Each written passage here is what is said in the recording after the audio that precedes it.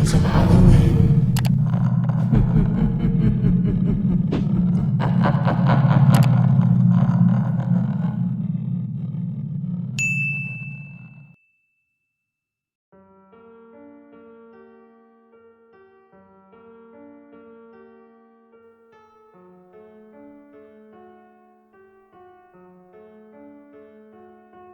Tonight's stories are from people sharing the scariest things that have happened to them or someone they know. Some of them are pretty messed up, so brace yourselves. And honestly, what else would you expect from me anyways? Enjoy.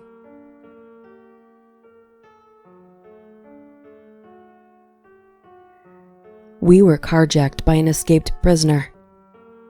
A 6'5", 230-pound guy escaped from police custody by hiding a handcuff key under his tongue, escaping his shackles, kicking out the police van door, and then knocking out the woman transporting him. He took her gun, carjacked my friend and I, and shot my friend point blank in the face with a .357, killing him instantly by severing his carotid artery. The shots missed me and I ran. He's now on death row.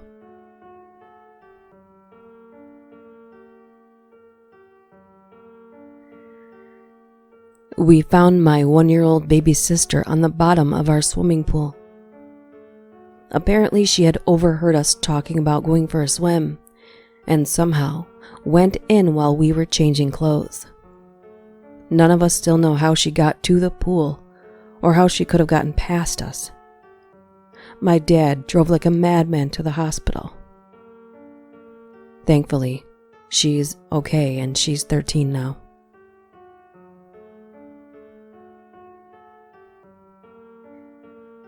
Went out to eat with some friends. I carpooled with one because we live pretty close. So he drove me home and we wound up just talking in the car outside my house. When out of nowhere, we both just looked at each other and then behind us. And for some reason, we were both completely terrified. I said, "Drive, just go." He said, "Where?" And I said, "Anywhere." He floored it. I looked behind us and again, there was nothing there. Just an overwhelming feeling that had us both shitting our pants.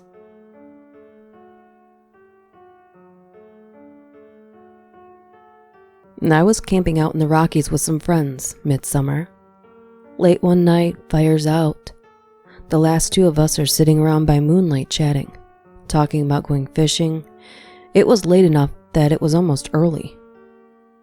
I got up to relieve myself, about 20 feet from camp, when I saw a bear. Not one of those cutesy little black bears either. An enormous grizzly bear. This thing was about the size of my car. It must have decided that I wouldn't taste good and passed his opportunity to eat my face.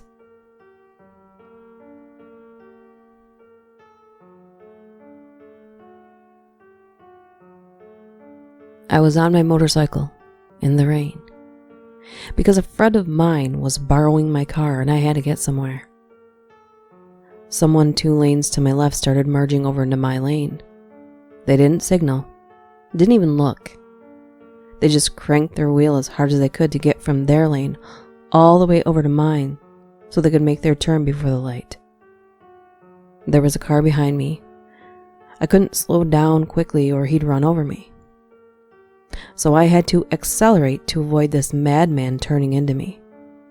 But the light was very close. I accelerated in time to avoid him. But then when slowing down quickly to avoid hitting the van 30 feet in front of me, my back wheel slipped and I lost control. This was the moment I was most afraid of. I was going very fast and there was no way I could stop in time. The guard I was left was too close, so I couldn't squeeze between them. This is it. Hopefully I won't feel anything until I wake up at the hospital, while my out-of-control bike regained control, just in time for me to pass the van on the right between him and the sidewalk. There was barely enough clearance between that van in front of me and the sidewalk to his right for my bike to squeeze through. My bike ended up stopping in the intersection. The light was red. I wasn't supposed to be in the intersection, but I didn't care. I was alive. If that van had been just an inch more to the right, I wouldn't have made it. To this day, I still think about how lucky I was to have made it out of that without a scratch. I've had another close call on the bike since then, but it wasn't as nearly as terrifying.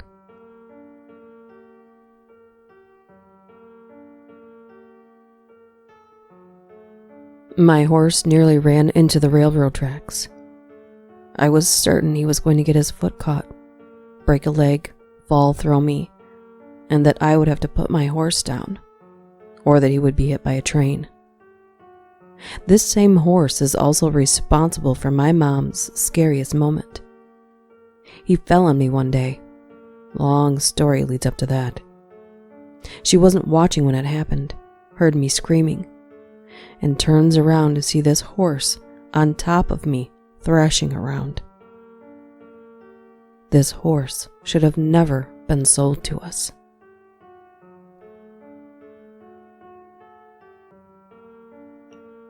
I was caught in a freak snowstorm in the mountains. I was in my Jeep on a logging road in the mountains when I got caught in this freak snowstorm on one of the switchbacks. At a turn in the road, the Jeep started sliding toward the cliff. I knew I had a few seconds, but couldn't bail out because the road was too tight, and I'd be jumping out the door and down the cliff. I knew that the best way to break a skid was to accelerate. Putting my foot on the gas pedal with a cliff directly in front of me went against every impulse in my body. I hit the gas. The tires caught, and I made the turn. Closest damn call I've ever had.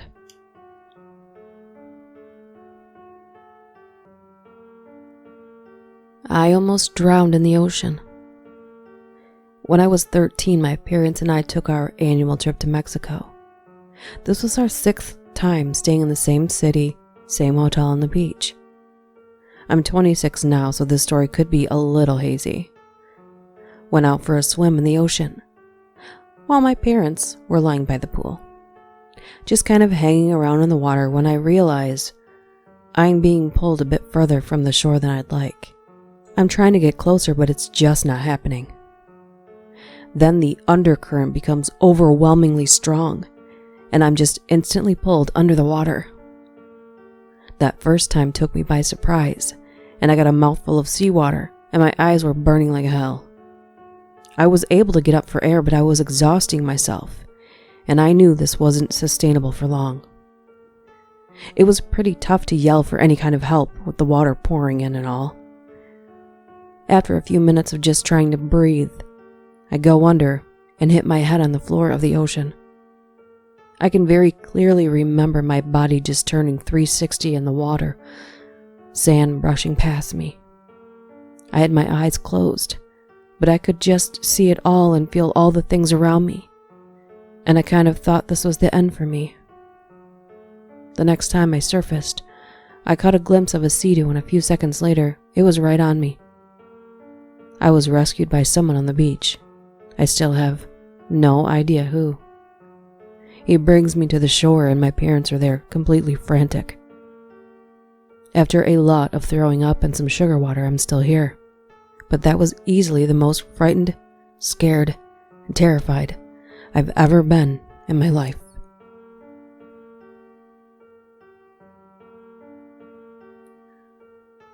Probably the single scariest moment I can remember was in 2001, when I witnessed my mother having a seizure. This was her first of several prescription drug-related seizures that she's had since then. I didn't even know what a seizure was at the time, nor had I ever seen one happen. I just heard a scream from the other room and ran in to see her shaking violently. I called 911, screaming into the phone. and I thought my mother was dying right in front of me. The shaking stopped, and she came to. Didn't know who she was for about 15 minutes. Came around the rest of the way on the way to the hospital. This absolutely scared the hell out of me.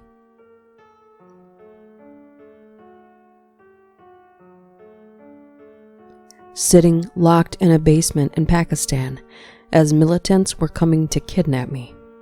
I arrived in Pakistan and all the hotels were either full or closed, so an extremely nice family took me in.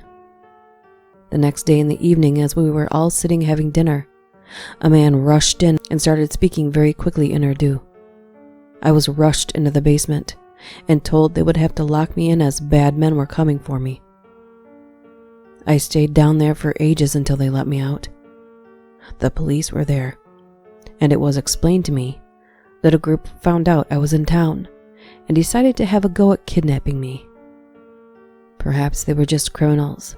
I don't really know. The police say they were militants, but who the hell knows what to believe in Pakistan?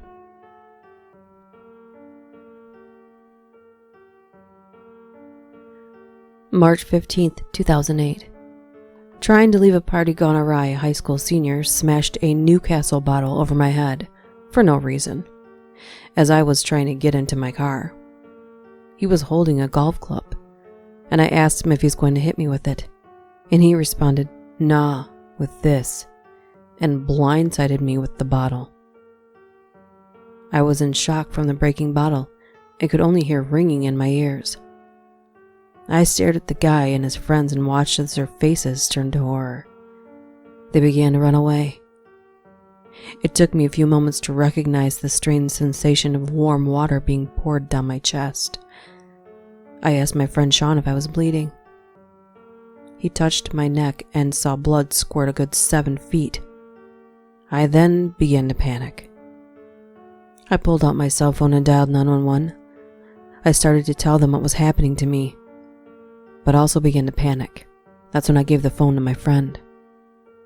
I stumbled into the backyard of a house holding the party and slammed on the sliding glass door, opened it, and begged for the first person I saw for a towel. The girl screamed and dropped an entire stack of plates and silverware.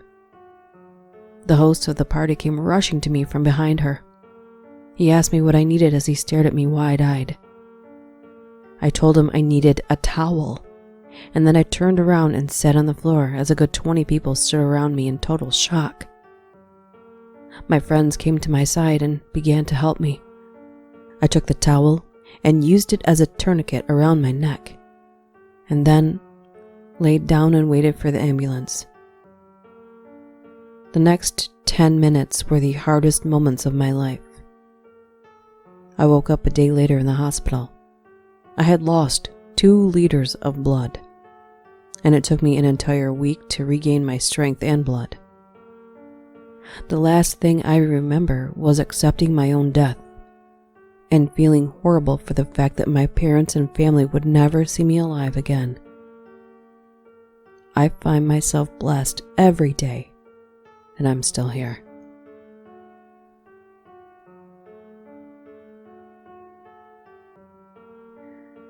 I was blinded with gasoline when I was 10. Being temporarily blinded and thinking I would never see again, it was a panic having your world blacked out, your eyes searing from the pain, and nobody was around. After 6 hours of saline flushing, I went home from the hospital, luckily, with no permanent damage.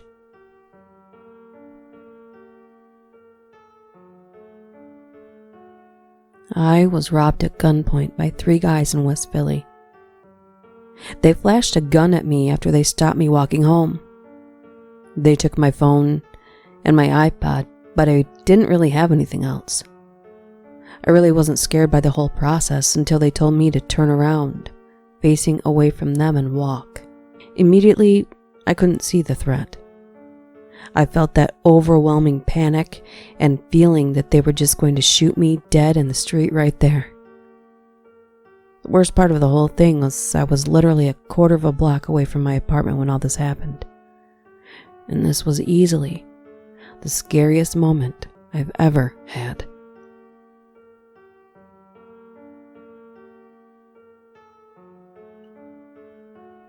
I've worked in several banks, been in 2 armed takeover robberies. For my first one, I had just started working in that branch and was the only male in the office. A car pulled up in the front of the door, and 2 guys jumped out with ski masks and guns in their hands. It was my 4th day there, but being the only dude in the office, they assumed I was the manager and put the gun in my face first. I immediately said, "I just started here. I don't have any cash." They moved to the teller next to me.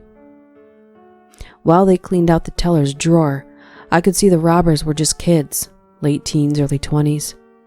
I started sizing one of them up when the other one noticed and said, "Kill him." The robber I was sizing up came and put the gun to my head, and I thought that was it for me. They took us into the vault room, along with the one elderly customer we had in the office, and had us all laid down on the ground while they opened the cash vault with the supervisor. She started saying that we need 2 keys, and the other key was on someone that was out to lunch, which was a lie. I'll never forgive her for risking all of our lives to save the bank a few bucks. They ended up leaving with a small amount of cash. They jumped back into the car and took off around the back of the building. They got out, jumped a wall into a residential neighborhood, and jumped into a waiting getaway car. It took the police over half an hour to get to us due to a jurisdiction mix-up with local authorities.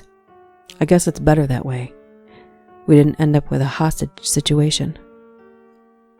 We went back to work the next day and went on like nothing happened.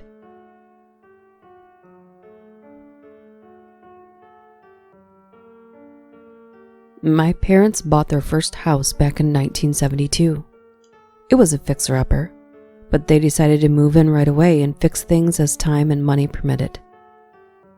Within a few days of moving in, the new neighbors came over to introduce themselves.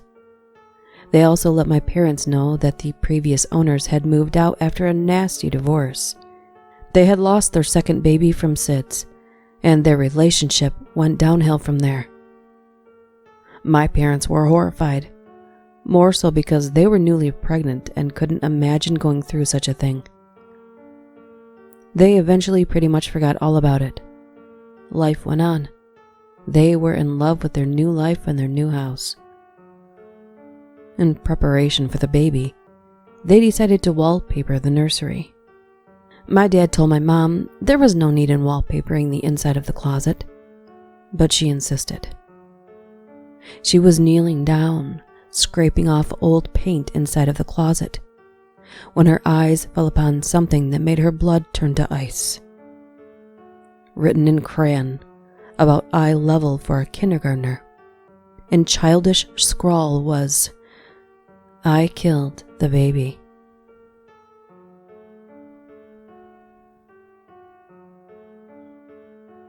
I'm a journalist, and was told this doozy by a woman I interviewed for a true crime story. When this woman was a young girl, say 8, she started to come downstairs at night to tell her father that there was a man in her closet. He tells her there is no such thing as the boogeyman and sends her back to bed. This happens on and off for a week. Finally, he gets frustrated and walks her back to the room and says, "I'll show you, there's nothing in your closet." Goes to open the door. It opens an inch, and then he feels someone slam it shut. Turns out there really was a man in her closet. This guy who would come into the house every night and stare at the girl from the closet while she slept. The dad kicked the shit out of him, and the guy went to prison for many years. I researched her story 20 years after this happened. The guy had just gotten out of jail again, and no one could find him.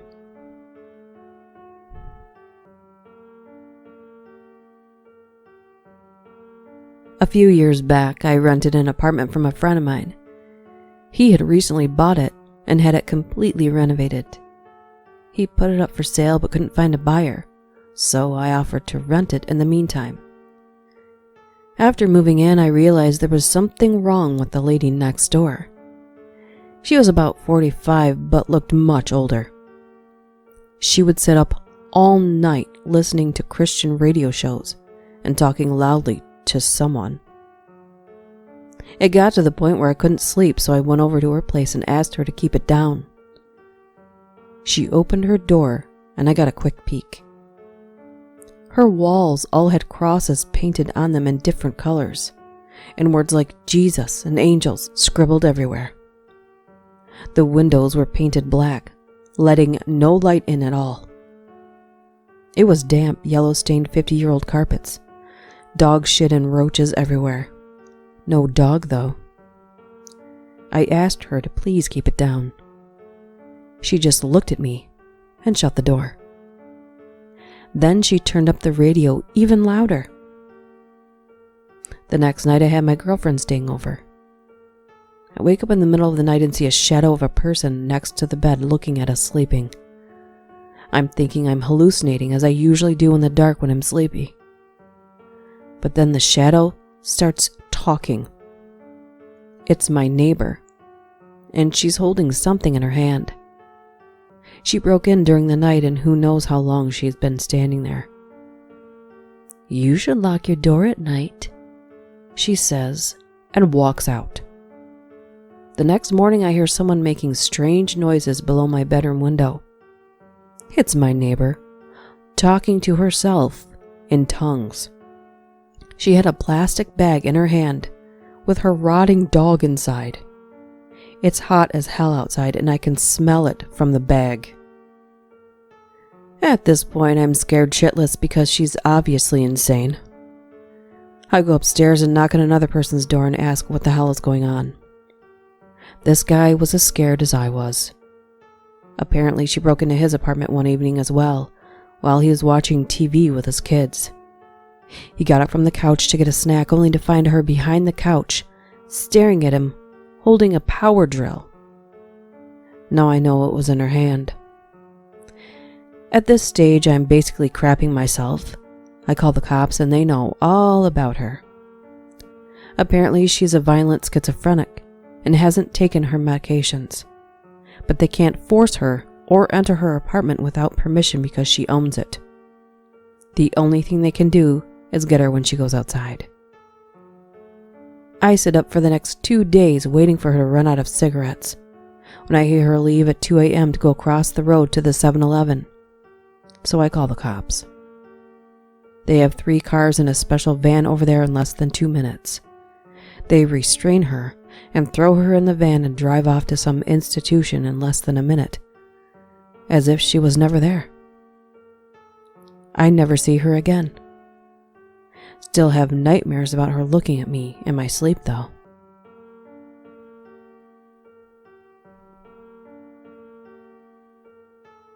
I was about 15 minutes from finishing the night shift at work when there was a massive crash on one of the windows in the office. So I get up and go to check it out.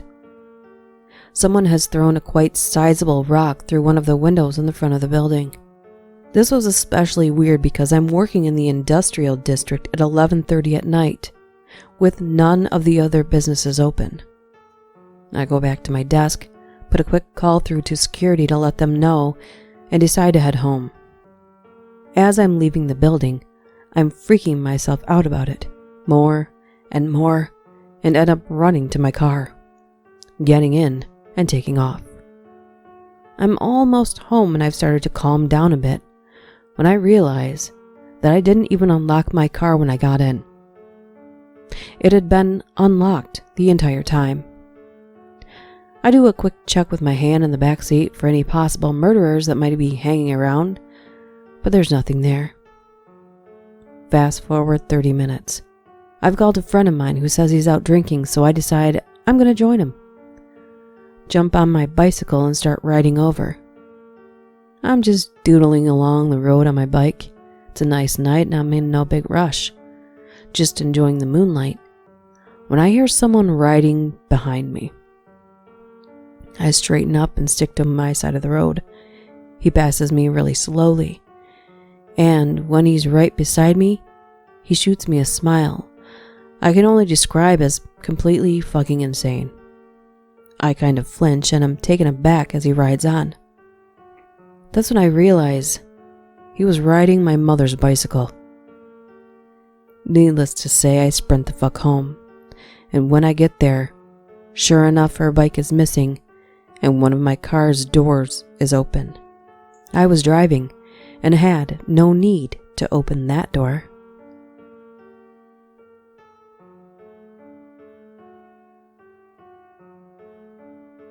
A group of friends were staying at this remote cabin that one of my friend's cousins owned.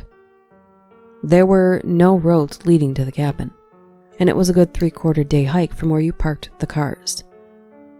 I couldn't go at the same time as everyone else due to work obligations, so I decided to head up the same day but later. It would mean I would have to camp at night by myself though. The latter part of the trail is too dangerous to be taken at night, especially by someone who doesn't know it. I didn't care, I was kind of looking forward to it, as I've never camped alone before. I was in the middle of these woods when the sun went down. I got my camp set up in this small clearing, probably 40 feet across, get my campfire going and pitch my small, one-person tent. Do all that camping stuff like cooking hot dogs on a stick over the fire and s'mores. I probably stay up for a good 2 or 3 hours after dark. It was mid-autumn, so the days were somewhat short. The entire time, I thought I heard shit moving in the woods on the edge of the clearing. I didn't think anything of it at first because the woods are full of animals. But as the night went on, I realized that whatever it was just circling the clearing over and over. Once I started paying attention, it made 4 or 5 laps before I decided to get up and investigate. The noise stopped as soon as I stood up, and I thought I heard some sound going away through the woods. I just shrugged it off, thinking it was a fox that was curious and got scared when I stood up. I decide it's time to sleep, douse the fire, and climb into my tent. I start to doze off and stay in that half asleep, half awake state for a while. I normally hear weird shit when I'm in this state, so I don't think much of it when I hear a voice. Something wakes me all the way up though, and I realize the voice is real and right outside my tent. It's just above a whisper, and I'm not sure if it was another language or if they were just speaking English in such a way that I couldn't understand. I lay there for some time. I don't know how long, listening and waiting for something to happen. There's just enough moonlight to light up the walls of the tent, so I can see when a hand presses into the wall of my tent, down near my foot. This freaks me out, and I sit up quickly. Whoever was outside of the tent tore ass out of there, like running full sprint through the woods. I get out of my tent and shine my flashlight around and see nothing. I was expecting there to be a bloody handprint on the tent, but nothing. Didn't sleep that night. Packed up camp at first light that morning and booked it to the cabin.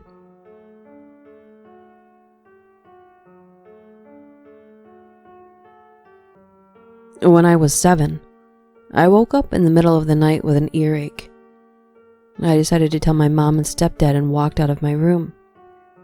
Someone was sitting on the chair in the living room, about 3 feet away from my bedroom door. The person looked strange. The face was kind of distorted, but it was dark and I couldn't see well. "Mom?" I asked. The person shook their head, and I started to get scared. "Mike?" The person shook their head again. I decided the best course of option was to get back to bed so I wouldn't have to walk past this person. I climbed in bed and closed my eyes for a second before opening them and seeing the person standing in my doorway, smiling madly and nodding furiously. I screamed at the top of my lungs and closed my eyes. My stepdad came running out of his room in his underwear with a baseball bat. There was nothing there but clothes my mom had folded and put on the chair. They were now strewn about the living room. For the longest time, I told myself it was my cat just sitting on the clothes.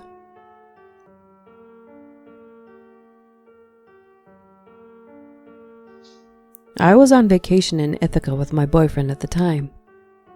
We had literally, I'm talking 10 minutes, just gotten into town and stopped at a suspension bridge near Cornell's campus. I'm terrified of heights, and so my boyfriend was coaxing me step by step over the bridge. It was gorgeous, and we stopped at the middle to take a picture. On the side we had come from, there was a parking lot with steps leading to the bottom of the gorge. But on the far left, there were hiking paths with no barrier. A woman walked past us and offered to take a picture for us. We declined, and she smiled and walked quickly to the far side of the bridge, where she smoothly jumped off into the gorge. There was not a second of hesitation. It was almost as if she expected the path to just keep going.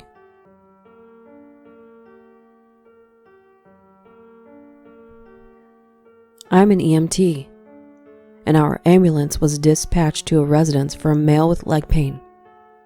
My partner and I walk in, and seated in the recliner is an older African-American male with a cast on his left leg.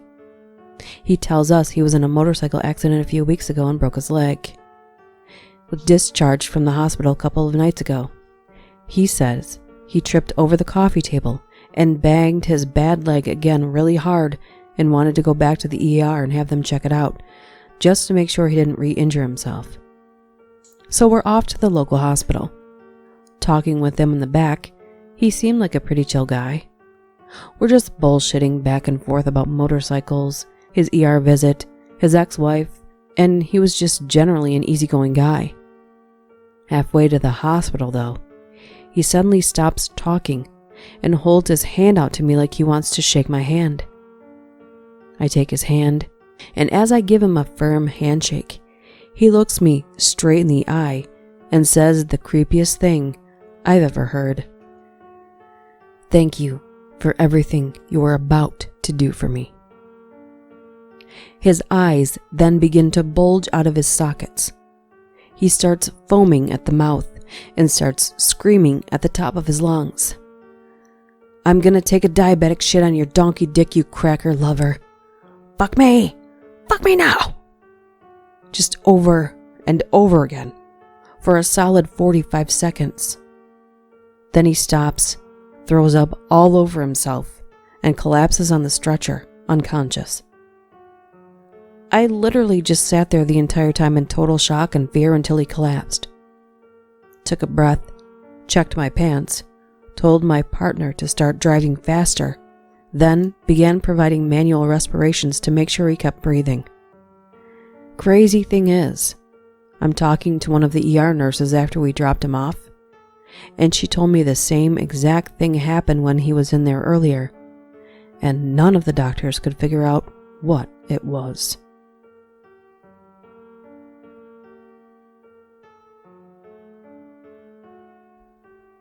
This happened to me when I was about 8. Still scares me to the day. One evening I went to let my dogs in from the back garden around 9 p.m. It was pitch black, so I quickly opened the door and my dogs came bounding in. As soon as they came in, I locked the door. At this moment, a person on the other side pulled the handle down, trying to get into my house. We had a glass door, so even in the dark I could see the outline of a man standing there. I ran to my dad, who also then ran into the back garden after this man, and saw him running down the road. Since then, I have continued to close and lock doors at the speed of light.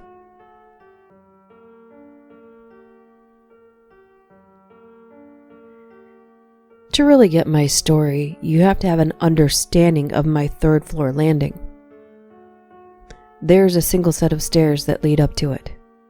Once on the landing, it's sort of a T shape with an office to the left and my bedroom to the right, and straight ahead is a bathroom with a shower.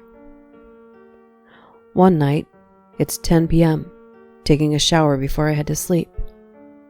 The glass panels on my shower are like concave, convex glass that blurs everything, so everything is blurred and unclear. I glance at the door and see some kind of hand-like figure. It was pitch black. Right there freaked me out because I come from a family of pale, white Welsh people. What freaked me out more was how the hand seemed to come through the door, or at least at an angle where whomever the hand belonged to would be visible. All it did was hit the lights. That's it. No noise, no attack or anything. Just turned off the fucking lights. So there I am, just witnessed a phantom hand, and now I'm in my shower and it's pitch black. I've never been so chilled to the bone before. Something about being in the darkness of the night, with the only noise being the water hitting the floor beneath me, just reduced me to the most primal state of fear I've ever been in. I eventually get myself to leave the shower and hit the lights. The relief that came over me was immense. I've never been able to explain it. The stairs up to the landing are old and creak like hell. I would have heard someone come and go. No one was in my room or the office. Weirder still, nothing like it has happened since.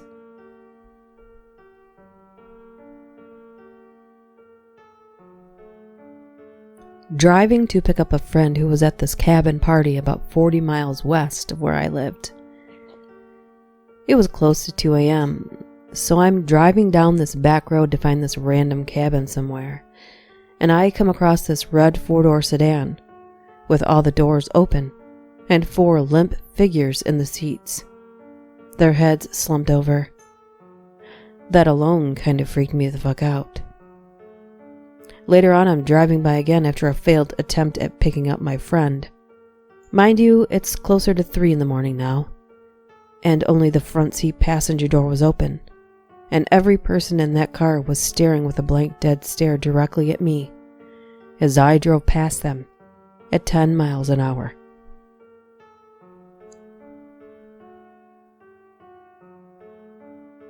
A few years ago, I was driving back to my house from a friend's at 2 a.m. I was getting close to my house in a very rural area with cornfields on both sides of the road.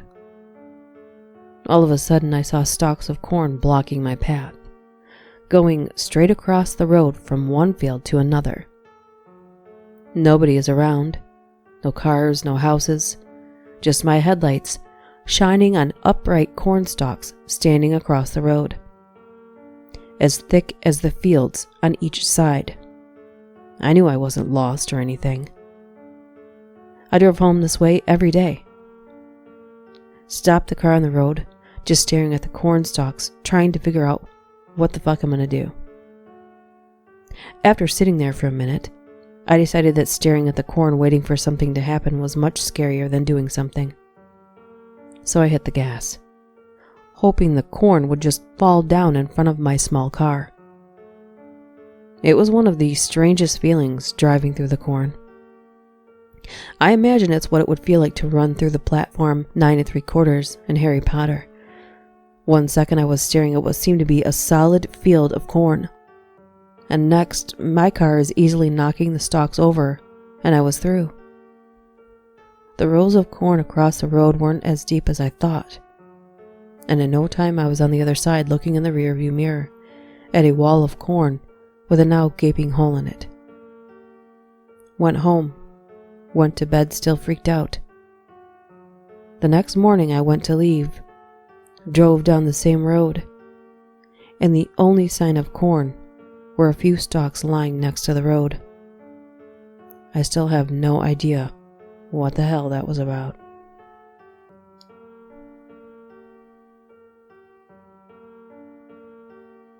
About a year ago, I was climbing a tree in my front yard at 4:30 in the morning.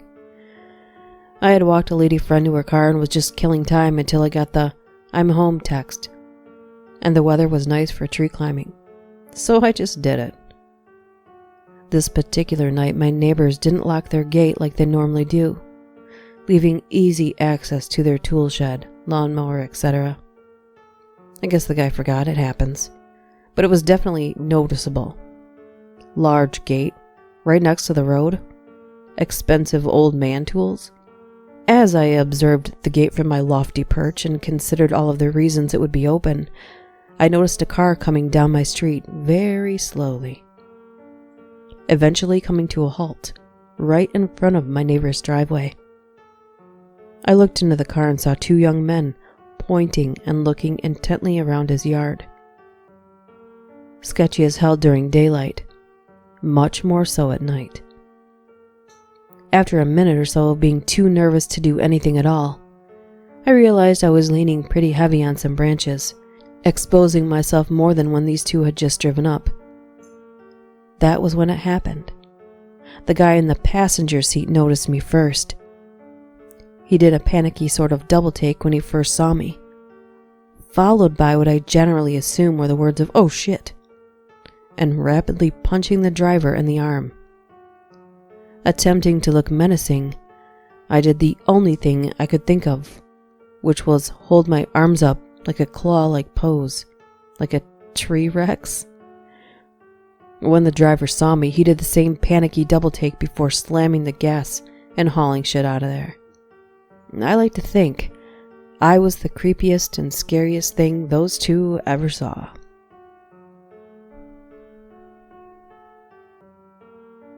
Well, what's the scariest thing you've ever lived through? Something that's stayed with you. Something that you think about late at night. Something that makes it hard to sleep. Or something that makes you look behind you just to double check that nothing is there. Or maybe it just hasn't happened yet. Thanks for watching. See you next time.